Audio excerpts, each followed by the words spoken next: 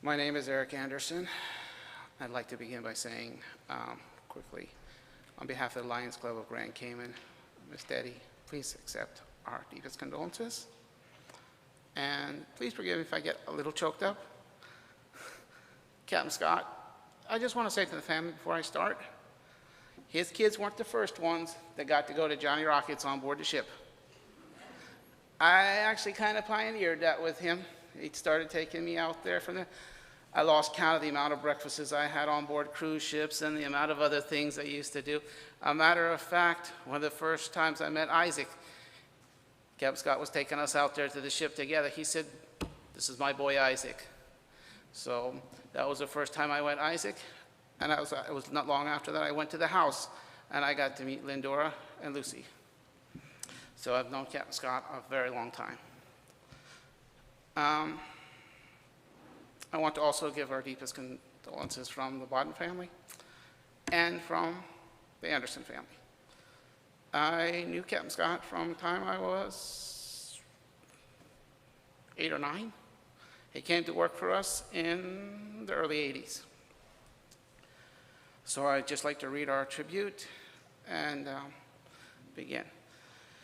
There are so many fond memories of Captain Scott within the staff of Bodden Shipping Agency.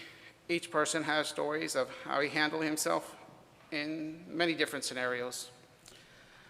Captain Scott relocated from Cayman Brac to Grand Cayman in 1983 to work at Bodden Shipping with Captain Theo Bodden, who told him, "You are a good captain, but you are going to be an excellent pilot."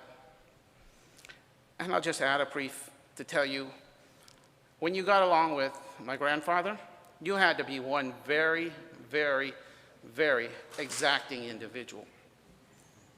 To the point where I was so excited one morning, I got up, 5 o'clock, went down to the dock. There was my uncle with the Aquarius, 6:30 in the morning. The radio calls come in. My grandfather and Captain Scott wanted to know where the ship was. We're standing on the dock. The captain said, "We're at position so-and-so." They didn't like it. Said, no, what is your exact position? Then there was a simultaneous sucking of both of their teeth. I was walked. Captain Scott got in his car and went home, and Granddad put me back home. I said, "Where are we going, Granddad?"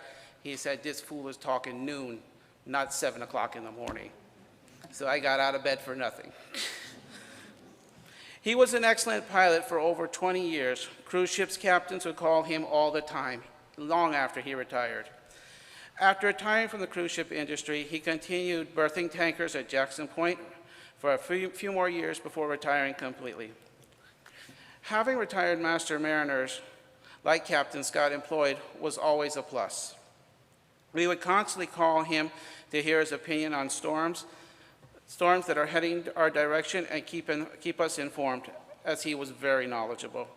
In fact, it was Captain Scott that was the first to warn us to secure our companies when he checked Hurricane Ivan's impending path.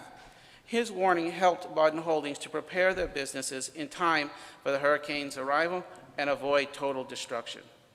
It's something we'll never forget. A matter of fact, I can often hear Stacy reply when he asked Captain Scott, says, "Captain Scott, what's happening with this hurricane?" "It's coming right over us, my boy. It's coming right over." And he knew it. Their knowledge, skills, and experience were not only an asset to our company, but to our country. On many occasions, they were called on to advise both foreign and domestic entities on maritime matters. I'm pretty sure that Miss Deddy lost count the number of times she was woken up in the middle of the night by phone calls from around the world. It was a very common thing. Captain Scott was a hard-working and reliable individual whose wit and wisdom cheered everyone that he met. He would always enter and leave a room with a joke that would lighten the spirits. I can remember many mornings waiting for ships to arrive on the North Terminal and listening to his stories and jokes. I'll always remember his favorite was about the bald man who was gifted a comb, and the reply to the giver, "I'll never part with this." I would just like to read Psalms 107, 23 to 30. They that go down to the sea in ships, that do business in great waters. These seek the works of the Lord and his wonders in the deep. For he commandeth and raiseth the stormy wind, which lift up thy waves thereof. They mount up the heaven, and they go down again to the depths. Their soul is melted because of trouble. They reel to and fro, stagger like drunken men, and they are at wit's end. Then they cry out unto the Lord in their trouble, and he bringeth them out of their distress. He maketh the storm calm, so that the waves thereof are still. Then they are glad because they be quiet. So he bringeth them unto desired heaven. Oh, that man would praise the Lord for his goodness, for his wonderful works to the children of men. Miss Debbie and family, please, again, accept our deepest condolences.